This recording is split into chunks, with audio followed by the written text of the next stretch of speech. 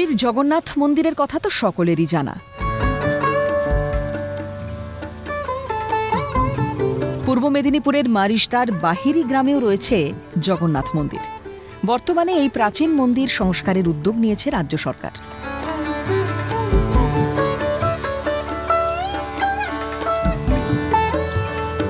যেই গ্রাম এক প্রকার ধর্মের তীর্থক্ষেত্র বলা যেতে পারে, অর্থাৎ এই গ্রামে জগন্নাথ দেবের আবির্ভাব হয়েছিল প্রায় 450 বছর আগে।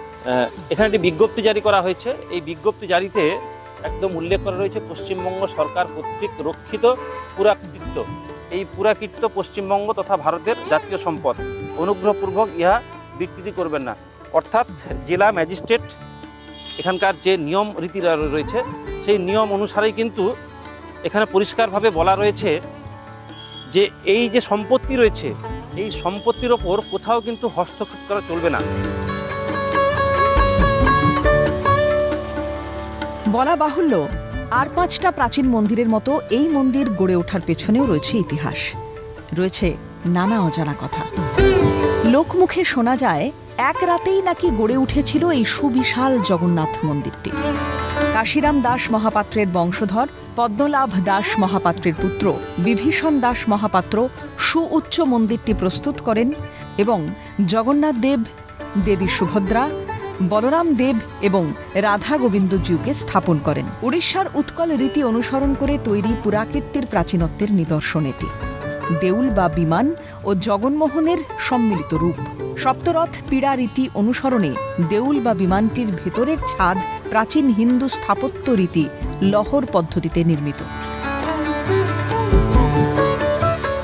আমার এই জগন্নাথ মন্দিরের যে আগেকার দিনের যে কার্যকলাপ সেগুলো কিন্তু পরিষ্কার করে কিন্তু ফুটে উঠেছে। বহু মানুষ এখানে আসতেন, কিন্তু মন্দির থাকলে মন্দিরের নির্দিষ্ট একটি ভাড়ার ঘর থাকে, অর্থাৎ যেখানে জগন্নাথ দেবের ভোগ নিবেদন করা হবে সেই ভোগের যে রান্নাঘর শোনা যায় ঠিক এই জায়গায় একসময় যারা প্রত্নতত্ত্ববিদ যারা রয়েছে তারা এখানে এসে তারা দেখানোর চেষ্টা করেছিলেন, মাটি খুঁড়ে একবার দেখেছিলেন যে এই জায়গায় নাকি একটা তার সন্ধান মিলেছিল, তবে এখনো পর্যন্ত কিন্তু সেটা কিন্তু পাওয়া যায়নি। আমরা যতদিন হয়েছি সেটা 400 বছর ধরে আছে শুনেছি, এখন আমরাও দেখছি। ইটের তৈরি মূল দেউল বা বিমানটি প্রায় 60 ফুট উঁচু এবং চওড়া 24 ফুট।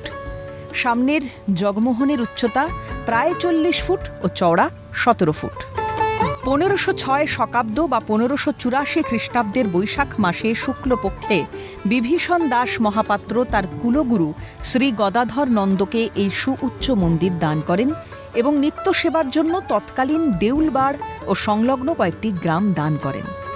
তবে আনুমানিক 1765 খ্রিস্টাব্দে জগন্নাথ দেব সহ অন্যান্য বিগ্রহকে এই মন্দির থেকে সরিয়ে নিয়ে যাওয়া হয় পার্শ্ববর্তী বাসুদেবপুর গ্রামে।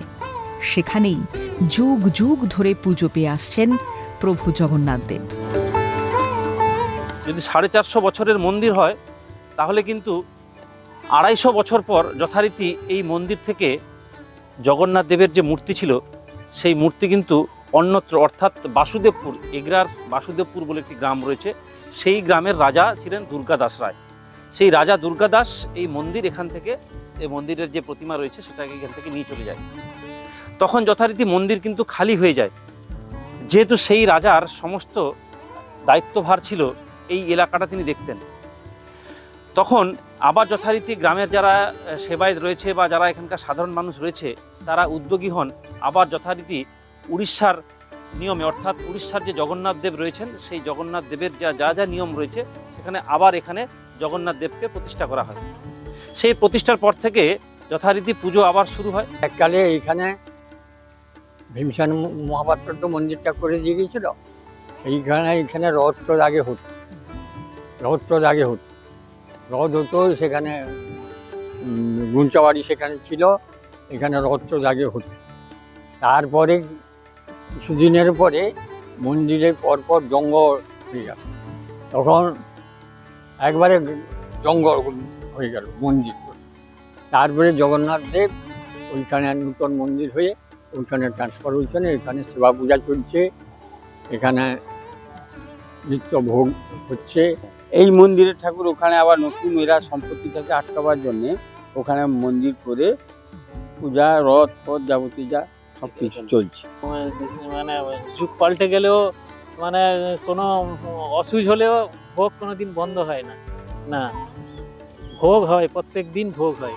সেই থেকেই মন্দিরের সমস্ত দায় দায়িত্ব বহন করেছিলেন নন্দবংশের বংশধর গদাধর নন্দ। এই পরিস্থিতিতে জগন্নাথ দেব অন্যত্র চলে যাওয়ার ফলে এই দেউল মন্দির এক প্রকার ধ্বংসস্তূপে পরিণত হয়। এই মন্দির সংস্কারের উদ্যোগের খবর ছড়িয়ে পড়তেই স্থানীয়দের মধ্যে খুশির হাওয়া।